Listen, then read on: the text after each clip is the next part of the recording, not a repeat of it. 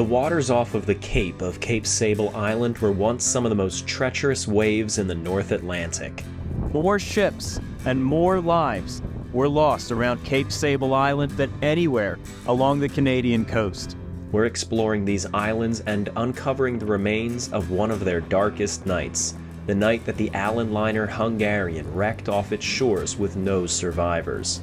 But this island's story is so much more than I expected. More than just that one night.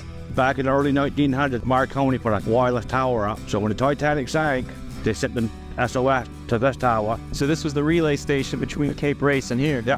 We're traveling out to the southernmost tip of Nova Scotia and out onto these different islands, uncovering forgotten evidence of some incredible stories. Is there a mass grave of nearly 200 people lost somewhere on this island? Join us as we set off here on Part-Time Explorer.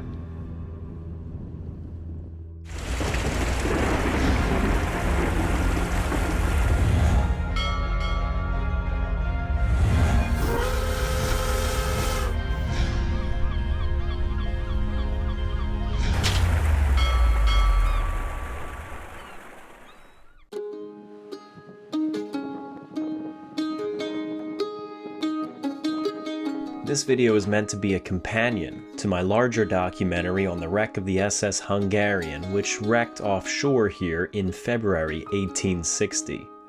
This video won't tell you the full story of the disaster. The main documentary does that, but this video instead is going into more of the local perspective and explores historical sites still on the island today, as well as dives into a few interesting tales from the general history of these islands. If you like exploration, archaeology, and shipwrecks, you're gonna like this video. In making that larger documentary on the Hungarian, I wanted to get as close to the story as I could and bring you, the viewer, along with me. The islands where the story unfolded have no bridges or even a boat service to get out to them, so I had to improvise. This is Johnny Nickerson. He's a local lobster fisherman who was good enough to not only ferry me around to where I needed to go, but to lend to me his knowledge of the environment and his experience with local lore to give me a deeper understanding of this place. Better than if I had just read some old documents and come out here on my own. To his friends, he's affectionately known as Johnny Hot Dog. Why do they call you Johnny Hot Dog? Well, when I used to have a long one, I had my own fishing boat, and I always had hot dog. We was always short on time, so we'd always have a quick meal. We'd always have hot dogs. So, anyways, then I started eating hot dogs at the steering wheel, and when I was working, and so I got the name Hot Dog. I've had it for a long while.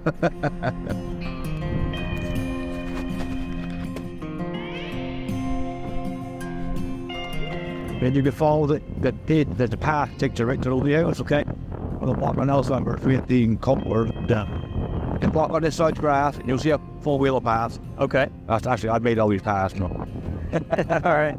Johnny dropped me off and pointed me to a trail that would take me to the lighthouse, and then he went off to check some lobster traps.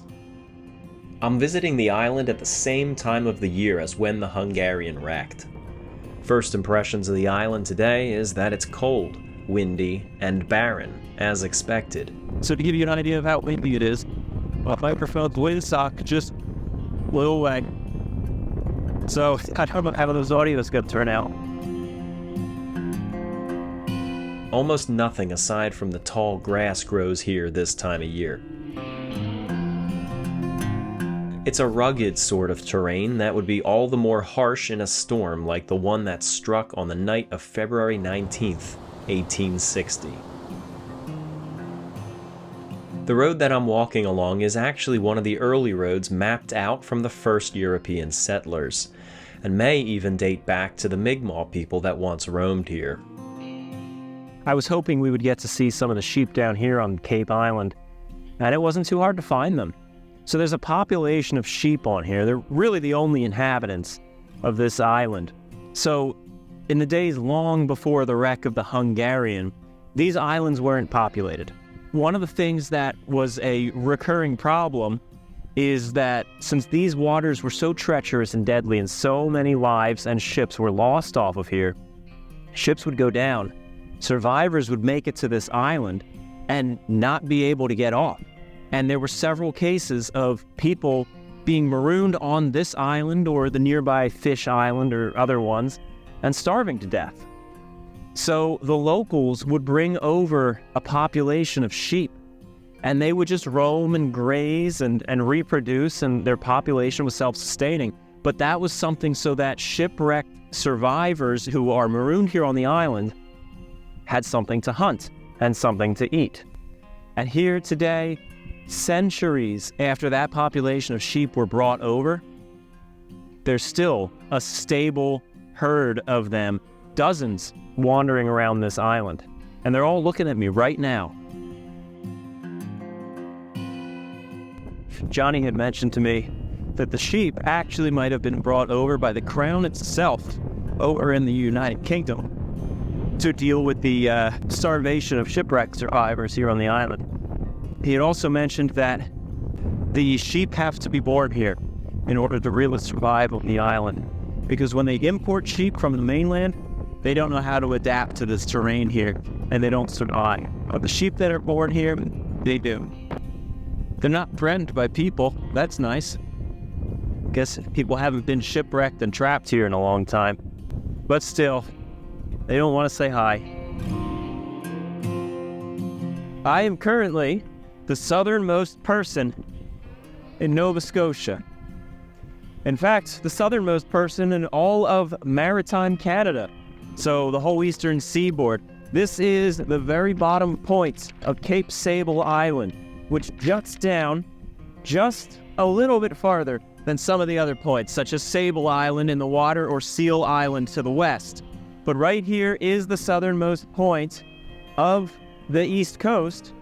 It's been said that in the years leading up to the wreck of the Hungarian, more ships and more lives were lost around Cape Sable Island than anywhere along the Canadian coast.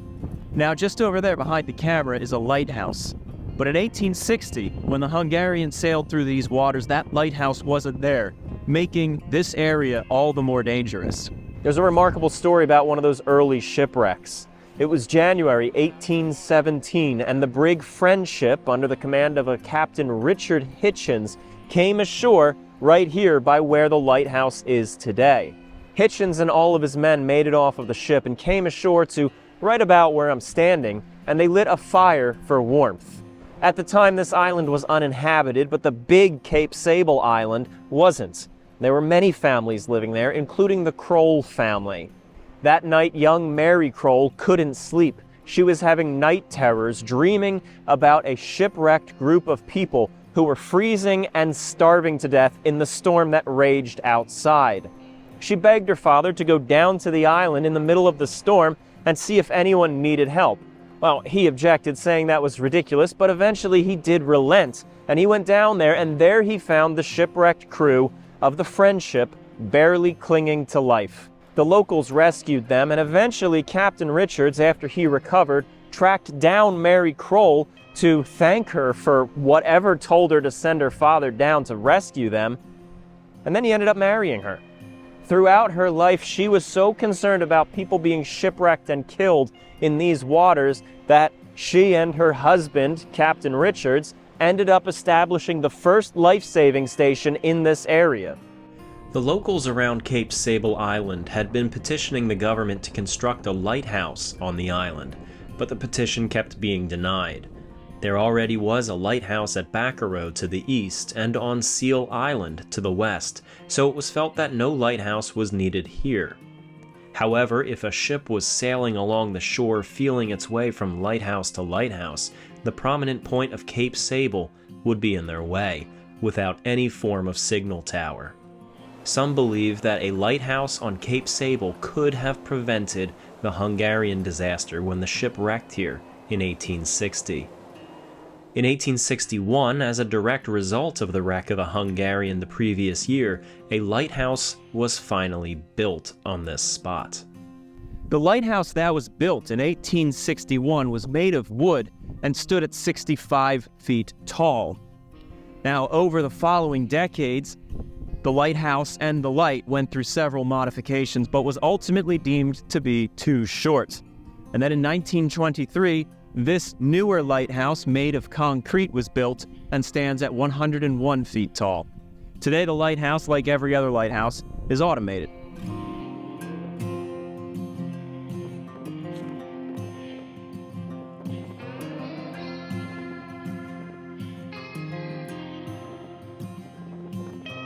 The foundation of the 1861 lighthouse, built as a direct result of the Hungarian disaster, can still be seen today. In fact, if the lighthouse was still standing, we would be inside of it right now. Moving away from the lighthouse a bit, there's one striking landmark that is hard to miss. Wonder what this rock is. The whole thing is fenced off. It's got some of the largest trees on the island next to it, I see. Not very large. But I wonder what this is. This whole island is just barren and wind chapped. As I just said, these trees right next to this rock are the only trees on the island. Probably offered some protection by this rock and this frail fence. So what's the story on that fenced-in rock over there? On the fence, the bird watch just put the fence there just to protect that tree so the sheep won't bother it. Because a lot of birds migrate by here and they use it for protection. But there was a baby born on it. The last name was Doan. And it was like 6 months old and it died. And they buried it in by that rock. So it's a burial site from the early 1900s. The bird watchers picked it off for the birds and keep the sheep out of that burial site. The Doan family were actually the first keepers of the lighthouse here. John Doan was the first keeper, and his son Isaac took over in 1903. No doubt the baby buried by this rock belonged to one of the two of them, so the grave, which is now unmarked, dated between 1861 and 1902. Over there was a red cabin, there's a hill, and back in the early 1900s, Marconi put a wireless tower up.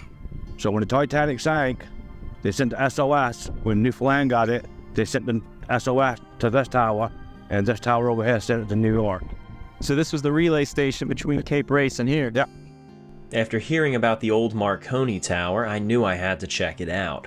As Johnny said, it's just on the hill by this red shack here. This is the cabin of a locksmith.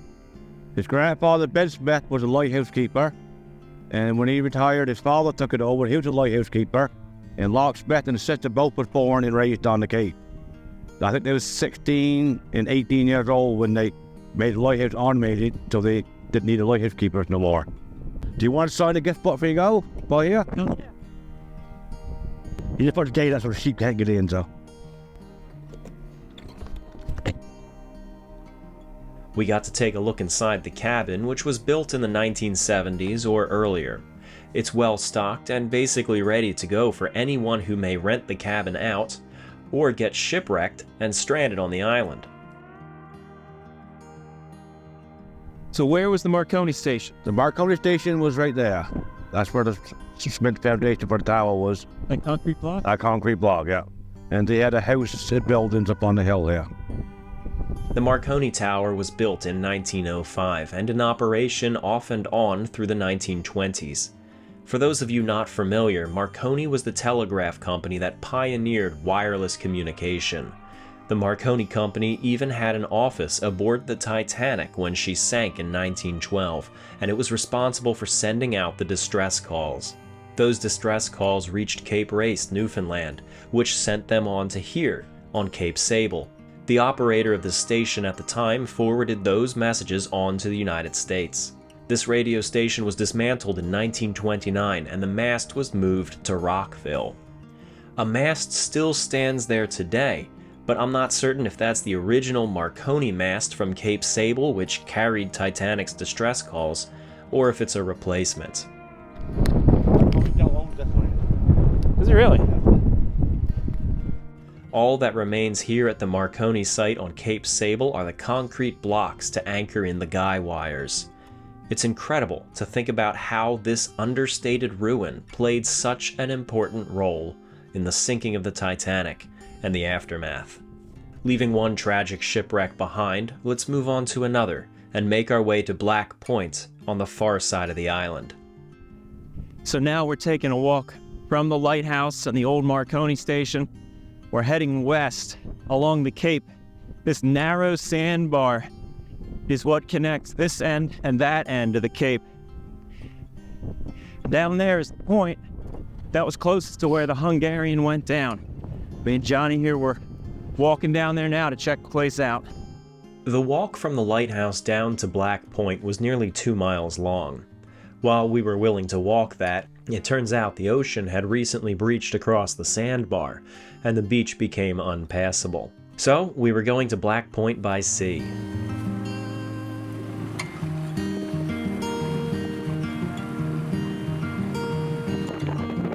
I'm sort of used to a shipwreck.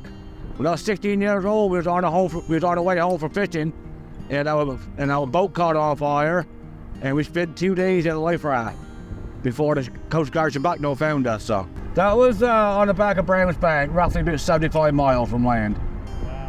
The waters inside the channel are protected by the barrier islands like Cape and Fish Island. Traveling along in our small boat is deceiving, as just on the other side of that sandbar are waves that would tear a steamer apart. But in here, 100 feet away, it was peaceful. We're in very shallow water right now, so I'm keeping an eye out for any rocks or large pockets of kelp that might foul up our prop. But it's looking good so far. So good that I can actually distract myself by filming. Got some kelp straight ahead.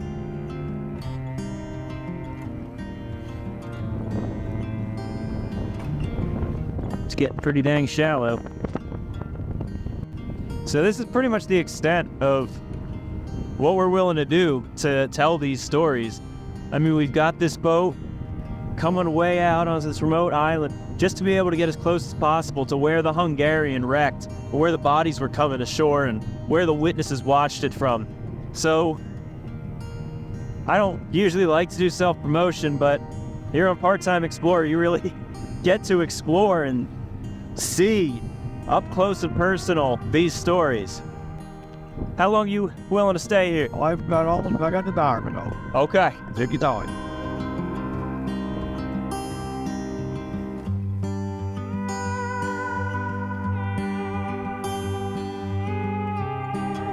So the highest point would be right there. All right. The highest part of Black Point is where the witnesses of the disaster stood watch. That's where I wanted to go, first wading through swampy marsh and then across cobble-sized beach rocks.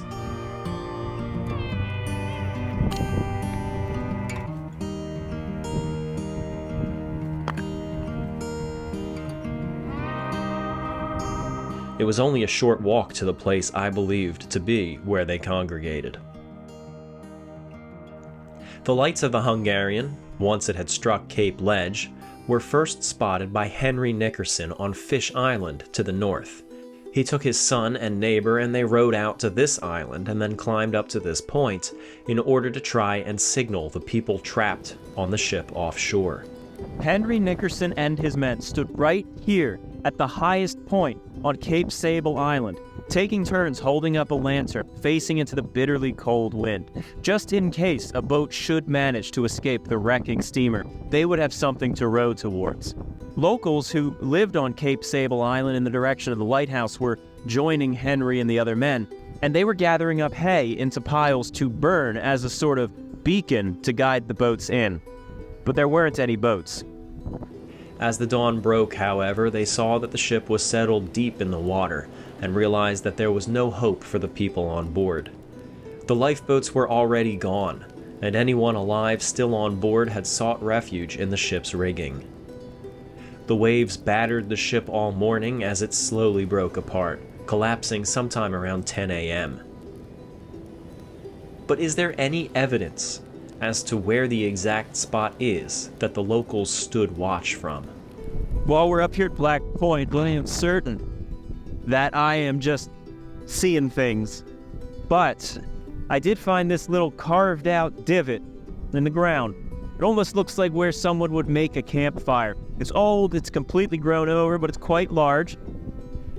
And this is not where someone would make a campfire because there's no shelter because you're right in the wind. But it does look like someone tried to make a fire here. It's dug down about a foot. Even has a few rocks scattered around it. Now, as I said, I'm certain I'm just seeing things out here because I'm looking for it. But could this have been a very hastily made dugout where they cleared the ground, dug a little bit to protect it from the wind, and then piled up the hay from around here on the island and lit it? Could this have been the very spot where the locals were trying to burn to signal the Hungarian? It is the place that was described, but are we actually seeing remnants here? It's a powerful feeling of mixed emotions to stand on this ridge. The landscape and view of the ocean here are breathtaking, but to know what unfolded here 165 years ago, the helplessness that those on shore must have felt mixed with the despair just offshore, is overwhelming. I brought a rose to leave on the site to pay my respects to those who were lost, but it didn't make it. So I'm going to have to just scatter the petals instead, which I think will be nice. So Hungarian was about as far out as that fishing boat at the center of the frame. But that's about the distance. So this is what it would have appeared like. From here, it's 1.25 miles heading west-southwest to the wreck of the Hungarian, but the seas are too treacherous to actually make the journey out there in our small boats. No, not my boat now. That's no place to be. Okay. We can, however, fly out there. It's pushing the limits by flying out to the wreck site in this wind, but that disturbance that you see in the water, the choppy breakers, indicate shallow waters. This is Cape Ledge. At the southern tip of it is where Hungarian grounded the second and final time. I've never seen a rock. Yeah? Yeah. It's just underwater. People that see it said it's been 7 or 8 feet underwater on a low course tide. In the days that followed the disaster, the ship was still visible with parts of the ship sticking up above the waves at low tide. It's estimated that around 500 different boats rowed out to the wreck from all around the Cape Sable Island area and beyond. Small craft from as far away as Halifax and St. John to Boston in the US all visited, looking for victims, relics, or just answers. Bodies and debris washed up all along the shore here at Black Point and all around the nearby islands. In exploring these islands and investigating the wreck of the Hungarian, there's one question that still lingers with me. So we know of the graves of 8 different people. There's the unknown 6 in Clark's Harbor, there's the baby at Daniel's Head, and there's the grave of the stoker in Shag Harbor. But at least 205 people were lost in the wreck, and most of those bodies were recovered. Now, I've seen no records of any families claiming the bodies and having them shipped elsewhere. The only stone elsewhere that I'm aware of is in Maine, and it's for a body that's not there. But even if some of the bodies were taken away, most of them remained unclaimed. Is there a mass grave of nearly 200 people forgotten, lost somewhere on this island? That's kind of chilling to think about.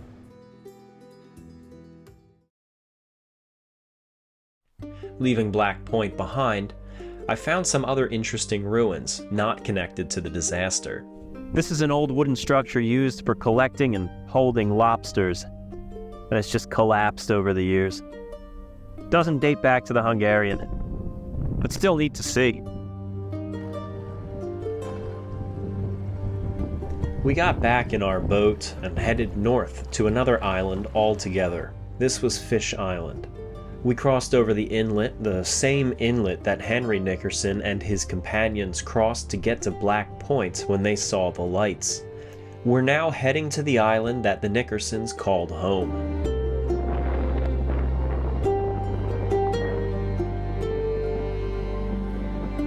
This island also has a sheep population. According to Johnny, the larger island that we left behind has 70 sheep. Fish Island here has only 17. Yeah, which ledge is that? That's port, ladies ass. Port? Port. Yeah, P-O-R-T. Now, pork. P-O-R-K. P-O-R-K, like a pig. Yeah, we don't say that thing, but we call it port to the pork. All right. After the French had been pushed out of this portion of Nova Scotia, what the British Crown did was they invited settlers from the American colonies to come up here, and they would give them a land grant of 50 acres. And this area here was portioned off in that land grant during the mid-1700s. So this stone wall right here, chances are, was one of the dividing lines between two of those different land grants. That's an old wall, at least by North American standards. According to this property line, we're standing on the Nickerson property. Over here, the Nickersons lived, and they were some of the first people to witness the Hungarian out there stuck on the ledge. Henry Nickerson awoke and first saw the light of the Hungarian stuck on Horse Race Ledge, down past where the lighthouse is today. Right here are the foundations of two old buildings. Chances are this was the Nickerson home, and it has a perfect line of sight out to Horse Race Ledge, where the Hungarian first grounded. You can see it just over the groove in that land, that northernmost part of Cape Island. In the direction of the lighthouse, you'd be able to see the light of a steamer stuck out there on the rocks. He says it was stuck there for about an hour. And then it seems to have broke free and drifted fast, going this way. The Nickerson home site consisted of a stone outline of a house. This was a tiny house, no more than 2 small rooms, if even that. There was also a dugout for a cellar or a spring house nearby for cold storage. Looking at this tiny house that predates 1860, I'm reminded of the Richard Norris House in Lower Prospect, Nova Scotia, which was one of the last surviving houses that witnessed the wreck of the SS Atlantic 13 years later. I thought that house was small, but looking at this, that might as well be a mansion. We can see the outline of the house. Oh, outline, it has these metal chunks on them, just piled up as if they were collected. This looks like a door hinge or a bracing or something. Scattered all across the site were the rusted remains of a stove, Waver, probably gonna say Waverly, probably a stove brand. fragments of broken dishes, which may date back to the time of the Hungarian, by the way, and other rusted bits of metal. While not all of them are as old as 1860, some of these pieces may have been witness to the night the Hungarian went down. Henry Nickerson and his wife and son may have been holding some of these items as they discussed the terrible events of that morning. Or, though unlikely, some of these items may have been souvenirs themselves from the wreckage. If only they could tell us their stories. Once the ship was stuck on Cape Ledge, he woke his teenage son, then ran to his neighbor's house who shared the island with him, and woke him up. I think we also managed to find the remains of his neighbor's house, where Henry ran to first. So we got another house here. After I watched for like an hour, he ran and then woke up his neighbors. So he would have probably woken someone up here. From here, the 3 of them made their way out to Black Point, and the rest is history.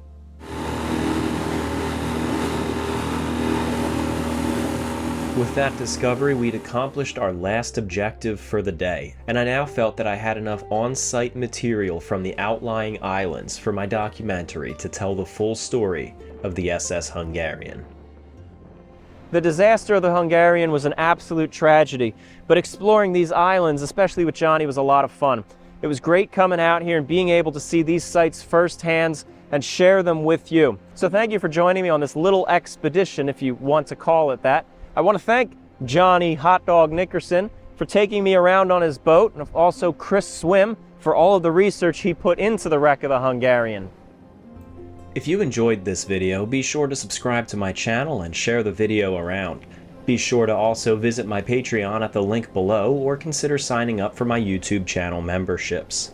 A special thank you to my supporters on Patreon, especially Marlo Perez, Kelly Black, Kaiser Wilhelm II, Kaiser Friedrich III, Zach Richards, Donald Anderson, Cody Henricks, Joan Haynes, Sean Kimball, Glenn Biddiscombe, Stephen Schwankert, Gabriel Colomb, RGB, Tara Mullakar, Keith Holland, Rob M., Amos Mayhew, Corey Andrews, Nicholas Masella, Cole Tannick, Sophie Baber, Rob, Oliver Chin-Chen, John Maluski, David Watipka, Tiffany Raridan, Mad Time Media, Nathan Gutierrez, Max Metcalf, David Littlejohn, Sean Sahi Fraser, Nikki Chan 92, Corbin McDonald, Matthew Burns, Goblin of the Salt Plains, Luke Stevens, Gordon Robbins, Aaron Stark, Troy Wentworth, Clarkey, Sam Forker, Busy Bee, Christopher Rosendale, Road Weary, Kitty Bits, Taniel 38, Kenzo Buick, Brian Reedy, Eden Cleefish, Bless Moles, Coda Yoda 16, Carol Adams, Clay Hobbs, Steve Valley, Gojira's Trains, J.C. Hobbs, High Treason, The Peppermilk,